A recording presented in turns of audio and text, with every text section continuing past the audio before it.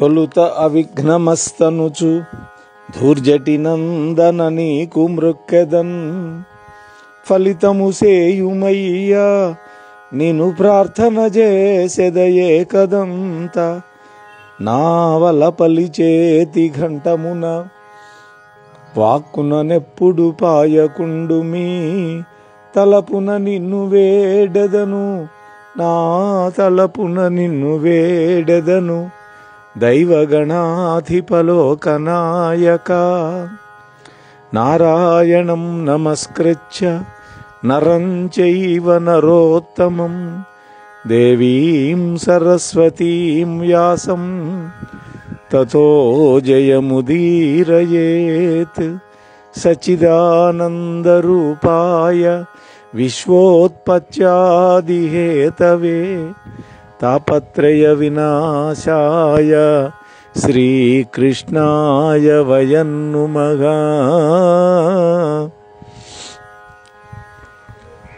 శ్రీమాత్రే నమః. శివాయ గురవే నమః. శ్రీ గురుభ్యో నమః. శ్రీకృష్ణ పరబ్రహ్మణే నమః. ప్రియ భగవద్బంధువులారా, గత 25 రోజులుగా నన్నయ్య గారి ప్రణీతమైనటువంటి శ్రీమదాంధ్ర మహాభారతంలో ఆది పర్వంలో పంచమ ఆశ్వాసంలో మనం ఉన్నాం. నిన్నటి రోజున పంచపాండవులు జన్మించినటువంటి విధానం, ఆ తరువాత దుర్యోధనాదుల యొక్క జననం, ఆ తరువాత శతశృంగ పర్వతం మీద పాండురాజు మరణించటం వరకు మనం విన్నాం. ఈ రోజున 26వ భాగంలో పాండురాజు మరణించినటువంటి సందర్భంలో మాద్రి మాట్లాడినటువంటి మాటలు కూడా మనం విన్నాం. ఏమన్నదామే? అక్క కుంతి, నీవు కురువంశాన్ని తరింపజేసే కొడుకులను ధర్మ మార్గంలో కన్నావు. ఈ కురుశ్రేష్ఠుడైనటువంటి పాండురాజుకి చాలా సంతోషం కలిగించావు. పుణ్యలోకం పొందడానికి కారణమయ్యావు. శాశ్వతంగా ఆయన కోరిక తీర్చావు. నేను ఈ లోకంలో భర్త యొక్క కోరిక తీర్చనే లేదు. అందువల్ల కనీసం పరలోకంలోనైనా సరే తీర్చడానికి ఆయన వెంట వెళతాను అన్నది. అంటే నేను సహగమనం చేస్తాను అని ఆ ఉద్దేశం. మాద్రి అంటున్నది ఇంకా, అక్క, ఆ యొక్క కిందమ మహర్షి యొక్క శాపం వల్ల కలిగే భయం తెలిసి కూడా ఈ విధంగా జాగ్రత్త లేని దాన్నిగా నేను ఉన్నాను.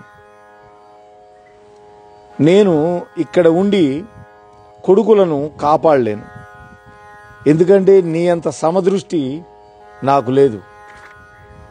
నీ పుత్రులను ఒక రకంగా, నా పుత్రులను ఒక రకంగా చూస్తానేమో, కానీ నీవైతే అలా చేయవని నాకు పరిపూర్ణమైనటువంటి విశ్వాసం ఉంది నీ మీద.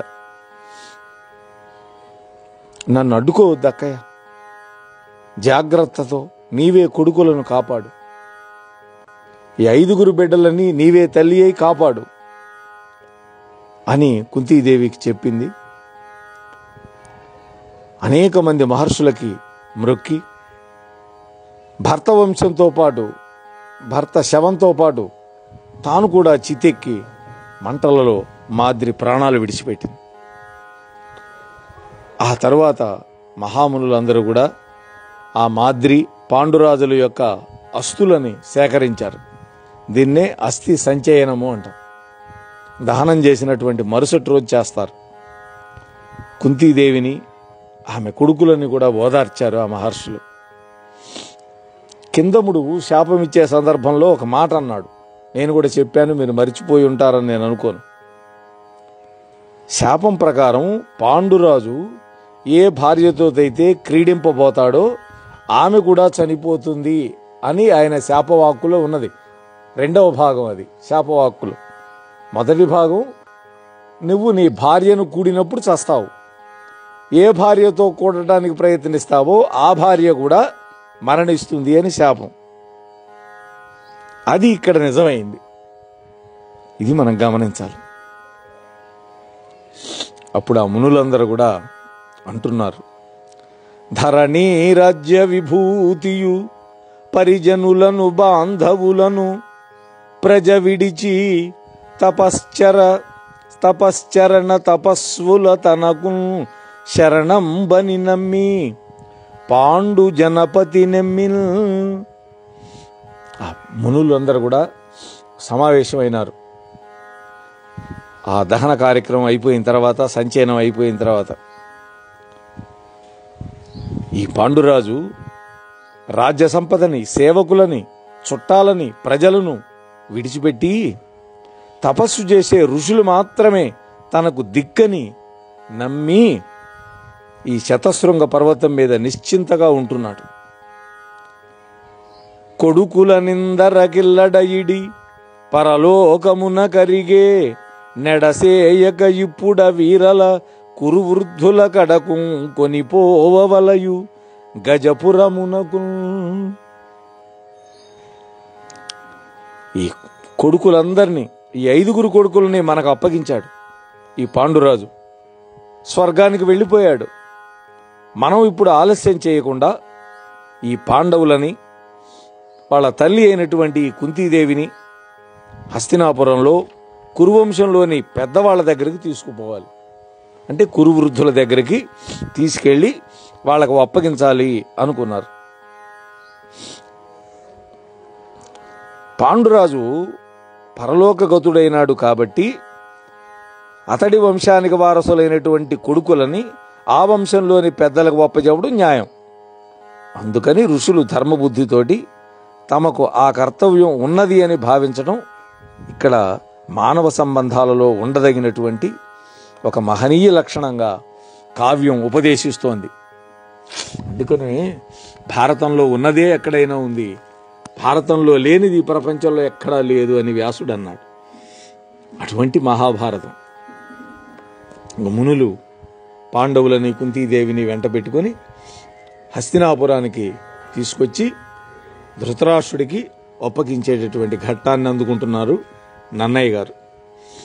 ఆ విధంగా మునులు తమలో ఆలోచించుకున్నారు. కుంతీదేవిని, ఆమె కుమారులు 5 వెంట పెట్టుకుని హస్తినాపురానికి వచ్చారు కొంతమంది మహర్షులు.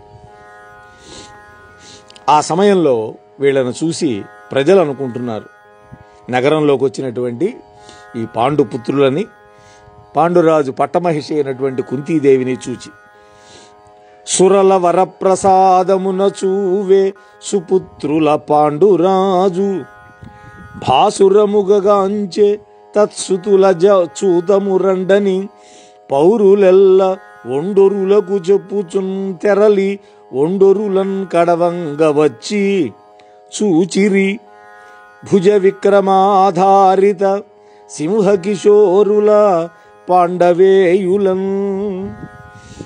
ప్రజలు అనుకుంటున్నారు ఒకళ్ళలో ఒకళ్ళతో, మన యొక్క పాండురాజు దేవతల యొక్క అనుగ్రహం వల్ల మంచి సుపుత్రులను కన్నాడు, వాళ్ళని చూద్దాం రండని హస్తినాపురంలో ఉండే ప్రజలందరూ కూడా ఒకళ్ళతో ఒకళ్ళు చెప్పుకుంటూ ఒకరికంటే ఒకరు ముందు మిగిలి సింహం పిల్లల కంటే కూడా గొప్ప పరాక్రమవంతులైనటువంటి ఆ పాండురాజు యొక్క కుమారులను చూశారు వాళ్ళు.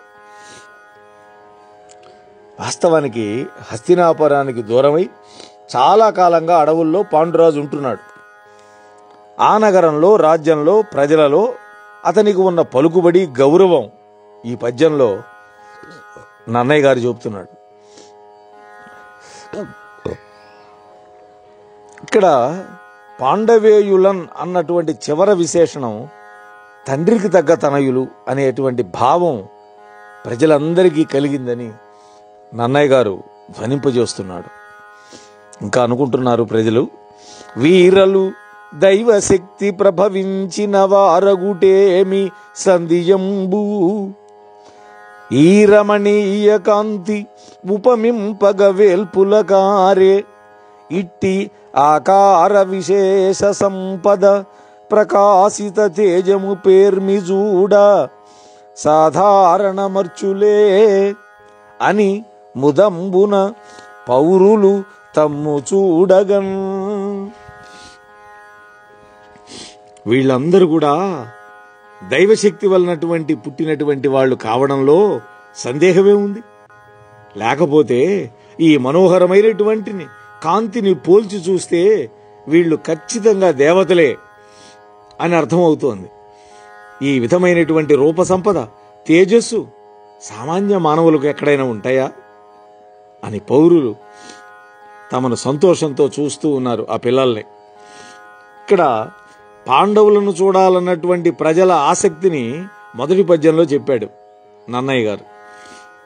వాళ్ళను చూసిన తర్వాత ప్రజలు వాళ్ళ గురించి చేసే ప్రశంసని రెండో పద్యంలో నన్నయ్య గారు చెబుతున్నాడు.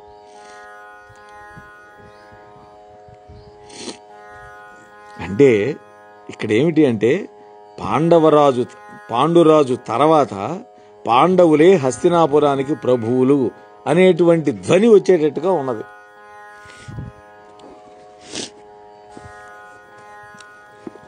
సరే, ఆ విధంగా అనేక మంది మునులు తమను చుట్టి వెంట వస్తూ ఉంటే తల్లితో కూడినటువంటి ఆ పాండవులు రాజమార్గాన్ని చేరడానికి వచ్చారు. ఆ రాజభవన ద్వారాన్ని సమీపించారు వాళ్ళు. అంతకుముందే వార్త వెళ్ళిపోయింది లోపలికి.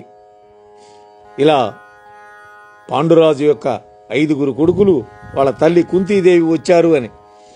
వెంటనే అక్కడ ఉన్నటువంటి మంత్రులు, పురోహితులు, బ్రాహ్మణులు, దుర్యోధనుడు, దుశ్శాసనుడు, మిగిలినటువంటి 98 మంది సోదరులు ఎదురొచ్చారు. వాళ్ళని సాదరంగా తోడ్కొని లోపలికి తీసుకెళ్లారు. ఆ లోపల భీష్ముడు, విదురుడు, సత్యవతి, ధృతరాష్ట్రుడు, అంబిక, అంబాలిక వాళ్ళు ఎదురొచ్చి ముందుగా వాళ్ళంతా కూడా ఈ కుంతీదేవిని, పాండవులని తీసుకువచ్చినటువంటి ఋషులకు నమస్కారం చేశారు. ఇది అద్భుతమైనటువంటి వ్యవస్థ. ఆ రోజున తమకు మొక్కినటువంటి పాండవులని ప్రేమతో ఎత్తుకున్నారు. పాండవులేమన్నా వీళ్ళందరికీ నమస్కారం చేశారు, వీళ్ళందరూ ఋషులకు నమస్కారం చేశారు. పాండవులు ఎత్తుకుని కుంతీదేవిని ఎంతో ప్రేమతోటి గౌరవించారు.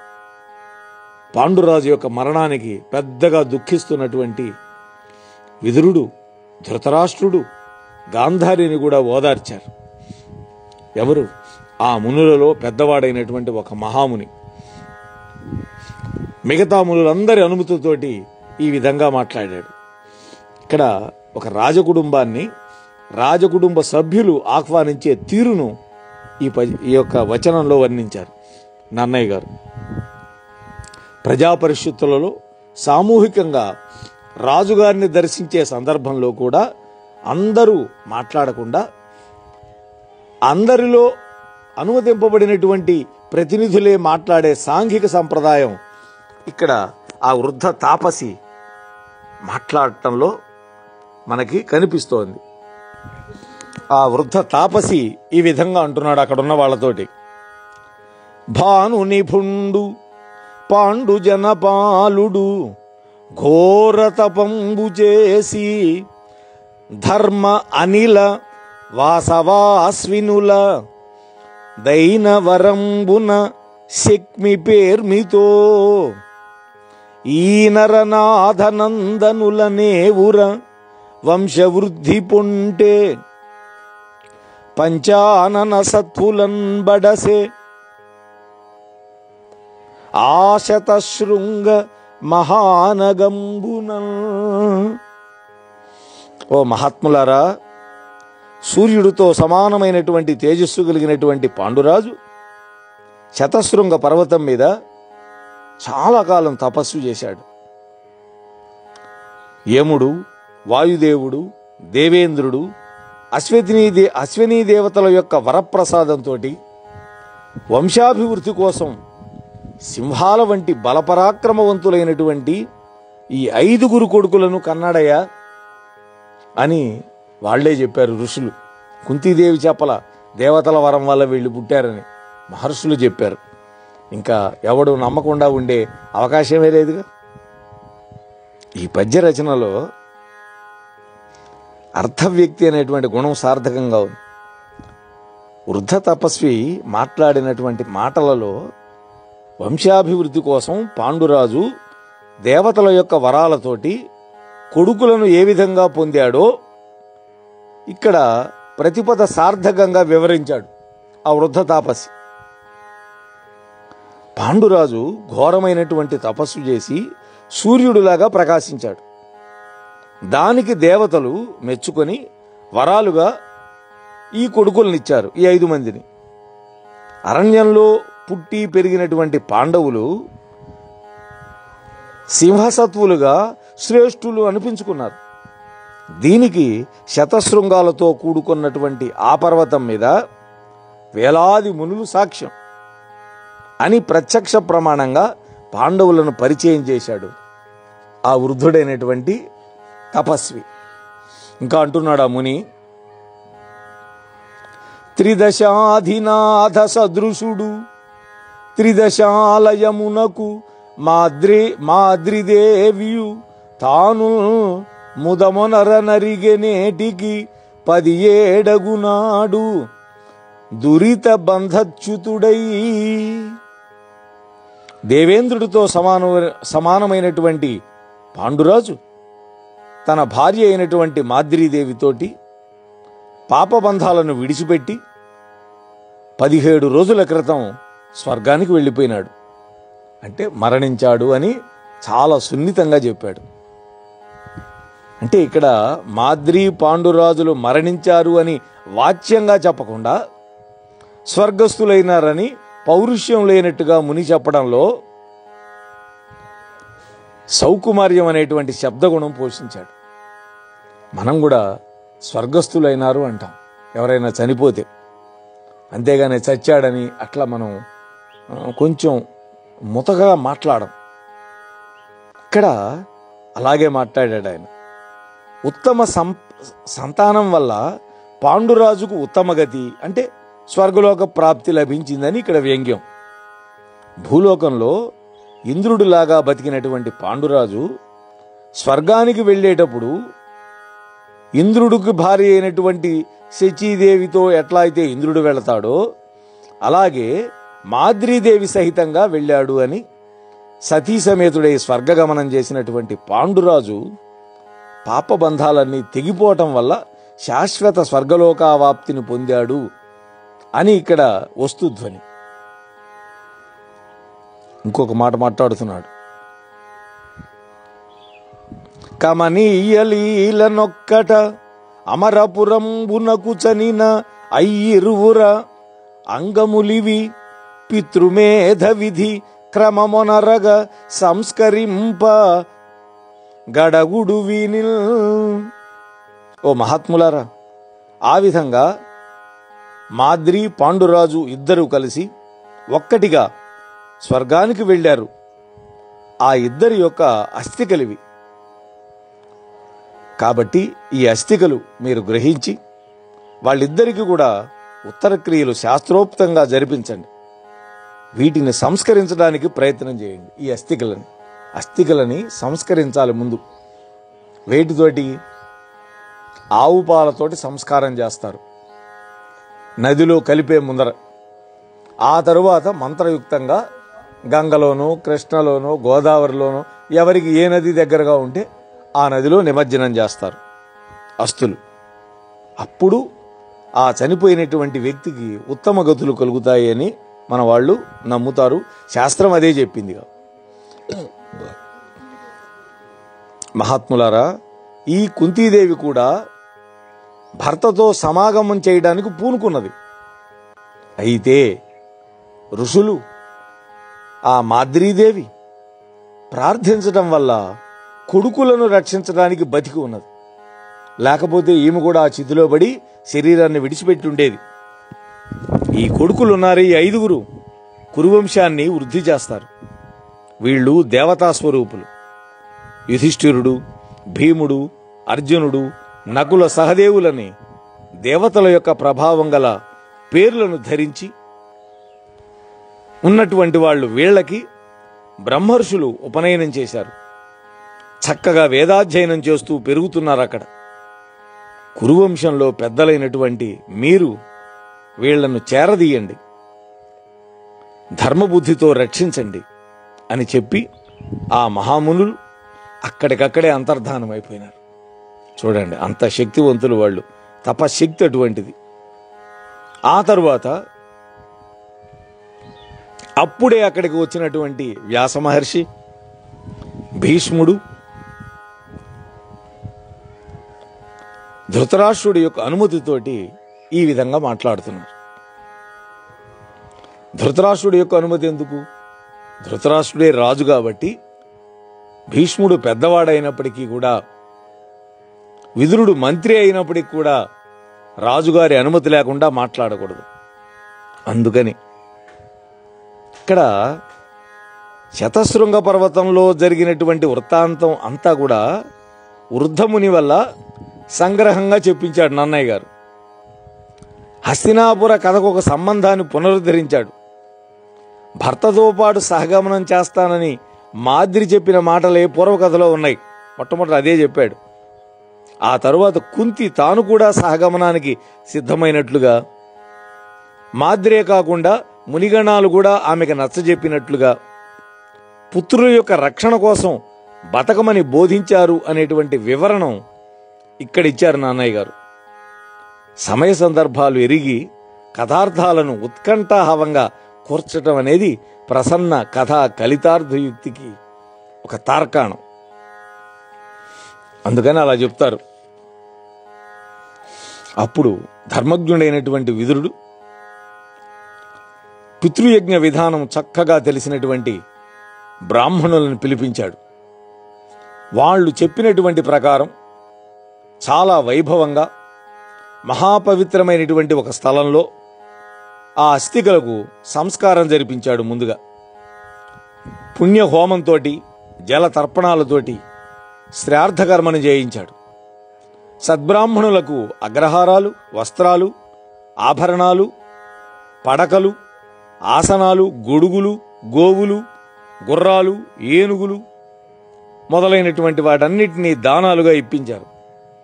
ఈ మరణ సమయంలో దశదానాలు, షోడశదానాలు అని ఉంటాయి. 10, 16, 26 రకాల దానాలు ఉన్నాయి. అలా దానాలు ఇప్పించాడు. ప్రజలందరికీ అన్నదానం చేశారు. అన్న సంతర్పణ చేస్తే ఆ వెళ్ళిపోయినటువంటి జీవులకి ముక్తి కలుగుతుంది అని పెద్దల యొక్క వాక్కు. ఈ విధంగా పాండురాజు గారికి, మాద్రీదేవికి ఉత్తరక్రియలు జరిపించారు విదురుడు.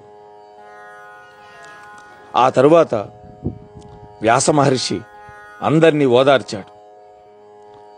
ఒకనాడు తన తల్లి అయినటువంటి సత్యవతితోటి రహస్యంగా ఈ విధంగా అన్నాడు. మతి తలపగా, అమ్మా, మతి తలపగా సంసారంబు అతి చంచలము, ఎండమావులట్టుల సంపత్ప్రతులు అతి క్షణికంబులు, గతకాలము మేలు వచ్చు కాలము కంటే. ఇది అద్భుతమైన సూక్తి. గతకాలము మేలువచ్చు కాలము కంటే నన్నయ్య గారు. ఆలోచించి చూస్తే తల్లి, సంసారం అనేది ఎండమావుల్లాగా అతి చంచలంగా ఉంటుంది. సంపదలున్నాయే, అవి అశాశ్వతాలు. రాబోయే రోజుల కంటే గడిచిపోయిన రోజులే మేలు అని మనం కూడా చాలా సందర్భాల్లో ఈ మాట అనుకుంటాం. గత సంవత్సరానికి ఈ సంవత్సరానికే అనేక మార్పులు వచ్చినాయి. ధరల్లో కావచ్చు, ఆదాయాల్లో కావచ్చు, కొంతమంది సాఫ్ట్వేర్ వాళ్ళకి ఉద్యోగాలు ఊడిపోవటం వల్ల కావచ్చు, ఎన్నో మార్పులు వచ్చినాయి. అందుకని ఏమంటారు, గతకాలం మంచిది, అదే మేలు.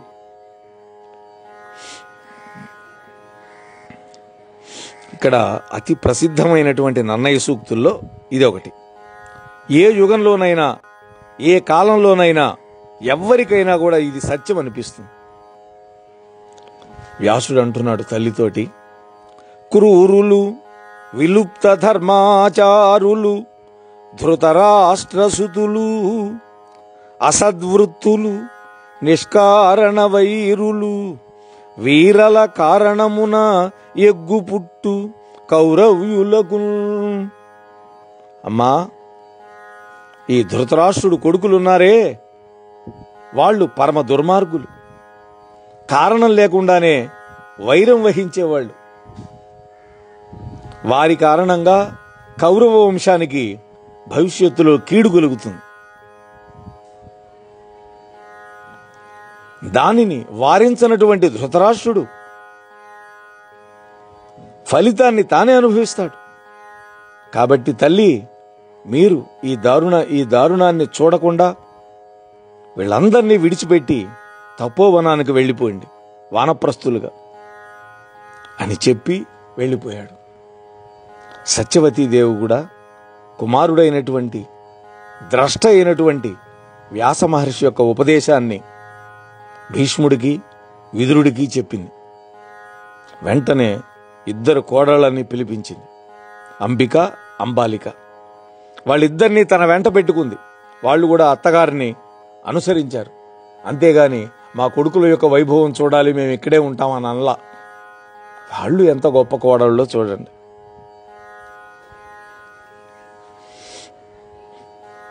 అడవికి వెళ్ళిపోయారు ముగ్గురు కలిసి. ఆ ముగ్గురు అక్కడ తీవ్రమైన తపస్సు చేశారు. కొంతకాలానికి శరీరాలు విడిచిపెట్టి స్వర్గానికి వెళ్ళిపోయారు. ఇక్కడ ధృతరాష్ట్రుడు, ఇక్కడ ద్రష్ట అయినటువంటి కృష్ణద్వైపాయన వ్యాసుడు కౌరవుల యొక్క స్వభావాలు, భవిష్యత్ పరిణామాలు దర్శించాడు. కౌరవ వంశాభ్యుదయం మీద కొండంత ఆశ పెట్టుకున్నది తన తల్లి అయినటువంటి సత్యవతీదేవి. ఆమె గుండె బద్దలు కాకుండా ముందుగానే దాన్ని తెలియజేసి ఆమెను, ఆమె కోడళ్ళని తపోవనానికి పంపించేశాడు. ఇక కురు పాండవుల బాల్య క్రీడలు వర్ణిస్తున్నారు నాన్నయ్య గారు. మొదట్లో ధృతరాష్ట్రుడు మంచిగానే ప్రవర్తించాడమ్మా. తన సుతులు పాండు సుతులని మనమున భేదింపక అతి సమంజస భావంబున నొక్క రూపు కాజేగొని ఉండెన్ పాండురాజు కొడుకుల ప్రీతిన్. ధృతరాష్ట్రుడు తన కొడుకులు పాండురాజు కొడుకులు అనేటువంటి భేదభావం లేకుండా మిక్కిలి న్యాయబుద్ధితోటి అందరినీ ఒకే విధంగా చూస్తూ తండ్రి లేనటువంటి పాండవులని ప్రేమతో పెంచుతూ ఉన్నాడు. ధృతరాష్ట్రునెయ్యమున సంతత వర్ధితులగుచు పాండుతనయులు వినయాన్వితులు కుమార క్రీడారతులై యొడగూడి ధార్తరాష్ట్రులతోడన్. ఆ ధృతరాష్ట్రుడు వాళ్ళ పెదనాన్న చూపించే ప్రేమ చేత చక్కగా పెరుగుతూ వినయవంతులైనటువంటి ఆ పాండవులు కౌరవులతో కలిసి బాల్యక్రీడల మీద ఆసక్తి కలవాళ్లై ఉన్నారు. అయితే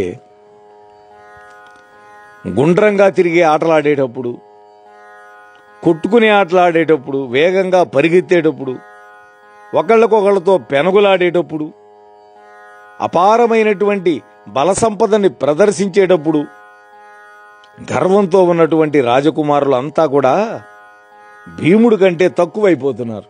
ఎందుకని? అంత బలం కలిగిన వాడు భీముడు. వదలక పెనగి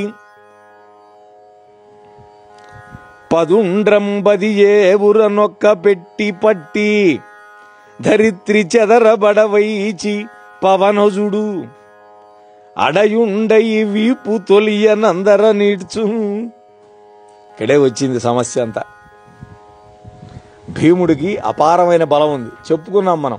10వ రోజునే ఒక పులి మీదకొస్తే ఒళ్ళో ఉన్న పిల్లవాడిని ఆమె జారవిడిచేసింది భయంతో.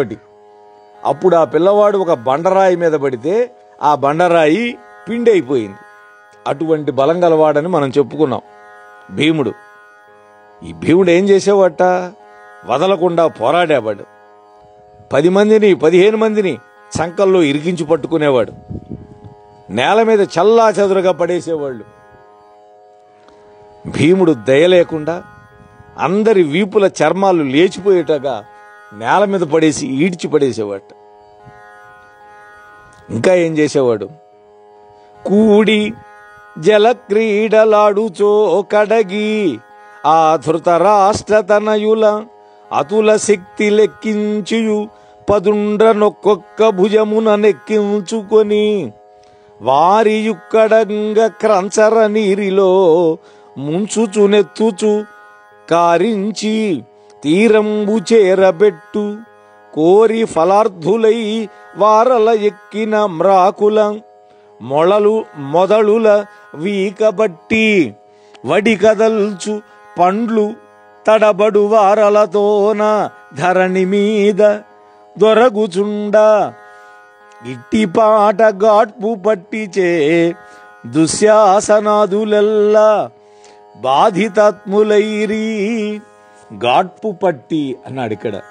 అంటే గాలిదేవుడి యొక్క పుత్రుడు భీముడు. భీముడికి ఉన్న పదం వేశాడు అక్కడ.